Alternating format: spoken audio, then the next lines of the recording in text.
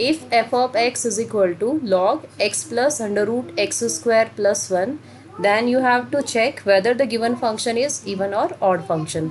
तो सबसे पहले आपको इवन एंड ऑड फंक्शन की डेफिनेशन आनी चाहिए। तो यहाँ पे हम लिख लेते हैं कि डेफिनेशन क्या होती है। तो इवन एंड ऑड फंक्शन के लिए आपको x की जगह पे माइनस एक्स सब्सिट्यूट करना है। फिर इसके दो आंसर्स आने की पॉसिबिलिटी है, आइदर आपको मिलेगा एफ ऑफ एक्स और या फिर आपको मिलेगा एफ माइनस एक्स। तो जब आप एफ ऑफ एक्स रख रहे हो और माइनस एक्स रखा तो आपको एफ ऑफ एक्स मिला, तो हम बोलते हैं कि हमारा जो फंक्शन है दिस फंक्शन इज़ इवन। ये होती है इवन की डेफिनेशन। अगर माइनस एक्स रखा और आपको आंसर एज मिला, ये नेगेटिव अंदर नहीं ये बाहर आएगा, तो minus of F of x मिल रहा है, तो हम कहते हैं कि हमारा फंक्शन कैसा है, ऑड फंक्शन है। तो ये तीन चीज़ें आपको चेक करनी है, तीनों ढूंढ के देखना है कौन सा किसके बराबर आता है।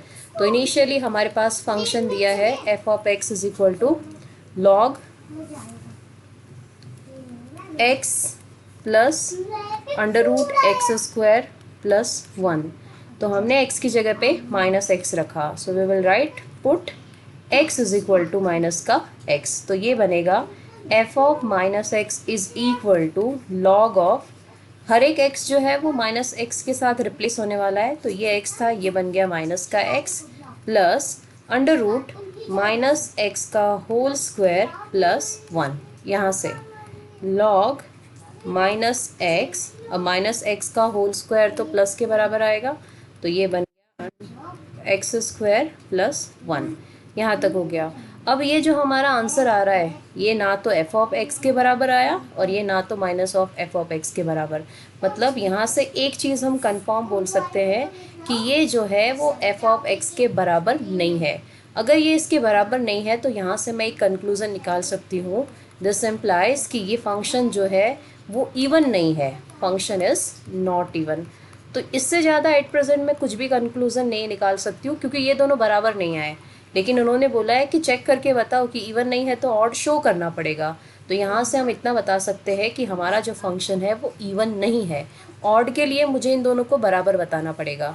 सो कन्फर्म हो गया, इवन नहीं है और एफ ऑफ माइनस एक्स की वैल्यू किसके बराबर है, इस वैल्यू के बराबर है।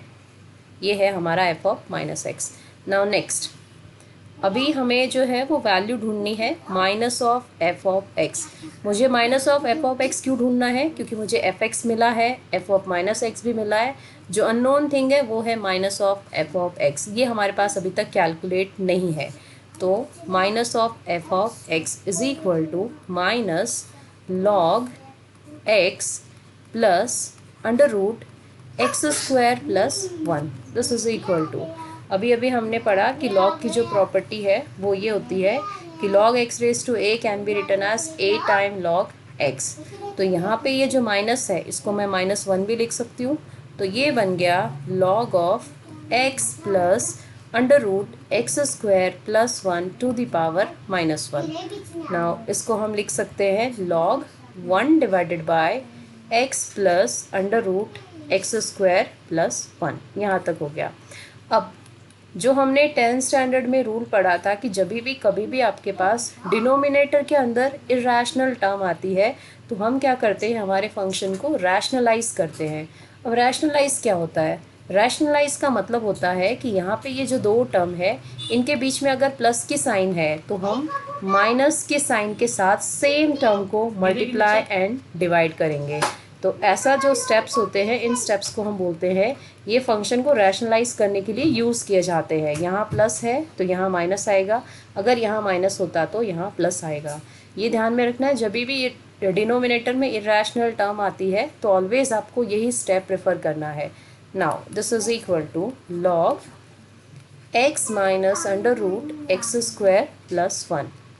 नोमिनेटर की टर्म तो ठीक है, अब डिनोमिनेटर की टर्म को अगर हम देखें तो ये a प्लस बी और ये a माइनस बी जैसी टर्म बन रही है। तो यहाँ पे ये हो गया a plus b into a minus b which is equal to होता है a square minus b square. तो यहाँ से a है x तो x का स्क्वायर माइनस b है हमारा under root x square plus one का होल स्क्वायर। अब यहाँ से ये बन रहा है log x minus under root x square plus 1 divided by x का होल स्क्वायर बन गया एक्स स्क्वायर माइनस, अभी अगर कोई भी टर्म अंडर रूट के अंदर हो और उसकी पावर 2 हो तो हमारे पास आंसर आता है ए, क्योंकि अंडर रूट और पावर 2 दोनों एक दूसरे के साथ कैंसिल हो जाते हैं। सो हमारे पास आया ए। तो यहाँ पे ए की जगह पे है एक्स स्क्वायर प्लस 1, ब्रैकेट के आउटसाइड माइनस साइन है इसीलिए मैंने इस पूरे के पूरे टर्म को ब्रैकेट के अंदर लिखा ताकि मैं नेक्स्ट स्टेप में माइनस का साइन जो है उसका यूज़ भूल ना जाऊँ। This is equal to log x plus minus है, सो एक्स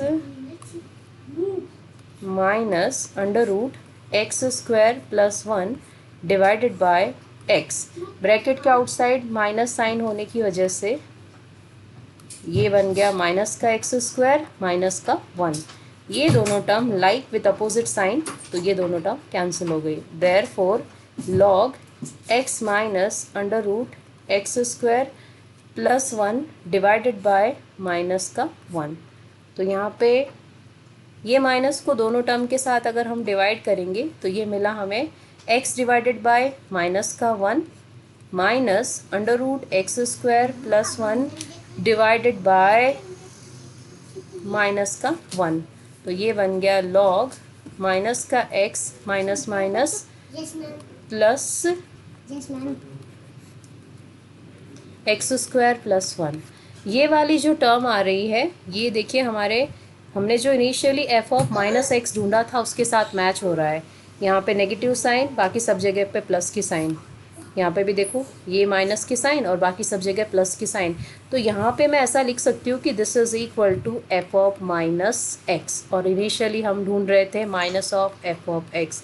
जब एफ ऑफ माइनस एक्स जो है वो minus of F of x के बराबर आता है तो हम बोलते हैं कि हमारा जो फंक्शन है दिस इज़ ऑड फंक्शन। तो इवन नहीं था तो डायरेक्टली नहीं बोल सकते कि ऑड है, हमने ऑड की कंडीशन को प्रूफ करके बताया।